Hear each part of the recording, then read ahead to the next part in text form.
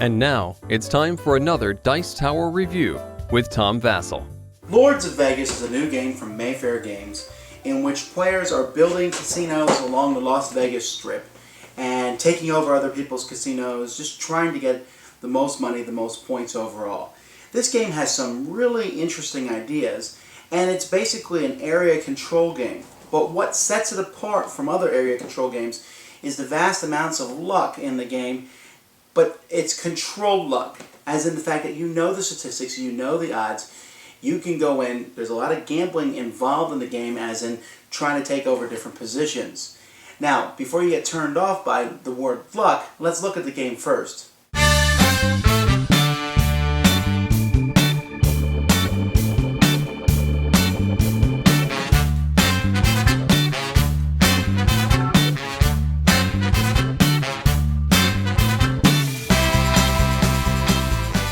Here's the board, and it shows different spots on the board, and each spot is marked with a letter and a number to match where that is. It's kind of like Acquire in a sense. There's a grid, and players will be drawing cards at the beginning of the game, and each of these cards shows where they will own different lots. They'll use these little clear tiddlywinks to show that they control different lots on the board. On a player's turn, the first thing they do is they draw a card. This is a new lot that they own now. They simply take one of their chips and put it on that lot. Over here, for example, E1 down in the corner, and that's the lot they now own. But the color of the card is also important. Every card with that color, and this is the brown, the horseshoe, if there's a casino that matches that color, that casino is going to pay out the number of the die on that color. So the yellow player has a die here on this casino with 5 pips on it, so they're going to get $5 million. Everybody who has any lot on the board with one of these is also going to get $1 million. So you should get some income each turn, but if your color is turned over. The card is then placed over here so that you can see which colors have come up, because this will help you decide as you build a casino. Like for example here, no purple cards have shown up yet, so purple's a good color because the chance of purple being turned over is higher. Players then have several actions that they can take on their turn. One of those actions are if you own a spot on the board, and let's focus up on that a bit. Let's say here you own D1, and you're the red player. You can take that off, and you can put any color casino on there that you want, and then you put the die in there that matches the number shown on that die. So for example, this is a 6. The cost to doing this is printed on the board. So you can see putting a 6 red die here is 20 million. While if you own this one with a die that has 1, it would only be 8 million. And so that's what you can do. Now, as the game progresses, there'll be different casinos on the board, but if there's ever 2 casinos that are next to each other, like this is that are the same color, that's all one big casino. So this purple is one casino here. Now, since yellow has the most pips showing on his dice in that casino, yellow is the casino boss, and he's the one who will score points for it as the game progresses. And when you turn over these cards, each turn, the cards that you draw here, not only do people get money, but players will get points for each casino they have. This casino here is worth 2 points, while the green casino, which is only a size 1, is worth 1 point. So the biggest casino possible is a 9-point casino. As you can see, due to the streets here, that's the biggest you can get. Now the point scoring system is interesting. As you move your token along to show how many points that you've gotten, each turn, let's say green's turned over and I have 3 small green casinos, I would get 1, 2, 3. But as the scoring track progresses, some interesting thing happens here. If I have 8 and a green casino card's turned over and I have but 1 green casino, that's a size 1, I cannot progress here. I need to get at least 2 points. Even if I have 2 one-size casinos, that's not enough because I would score 1 point, not enough to jump over this 2, and then another point, still not enough to jump over the 2. So as the game progresses, you need to build bigger and bigger casinos to go past these points. And you can see as the track progresses, those numbers get higher and higher between. Now, other actions you can take besides doing these casinos is you can expand into a casino next to you. If you're the casino boss, you can expand, and it costs double the money, but it might be worth the points to do so. But it's a risky maneuver to take because if that card shows up and someone else draws it, they will just simply take over your casino from you.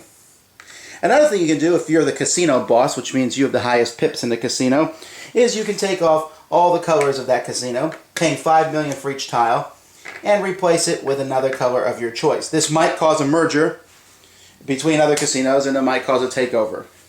And then thirdly, if you're anybody in the casino, you can pay $1 million for each pip on a dice and force a re-roll of all the dice. Now this may cause a change in who controls the casino, and it may not. But if you have 2 dice in there, and they have 1, your chances are greater. Finally, you can go to someone else's casino, and you can simply bet money at their casino. You do so by rolling 2 dice, and on a 5 to 8 you pay, on a 2, 3, 4, 9, 10, 11, 12, you win against another player. And there's a certain amount of money you can bet depending on how big their casinos are, and the advantage is slightly in favor of the house. But hey, if you're desperately in need of money, you can do this, although you can only do this once per turn. The rest of your actions are not limited, but just by your money. So that's basically it. The cards will turn over. It will tell you who gets money each turn. Some of the cards that are turned over will say the strip, and so all the casinos that are adjacent to the Las Vegas Boulevard here are going to get money. And then about 3/4 of the way into the deck, you'll draw the game over card. The strip will score and get money again, and then the player with the most points is the winner.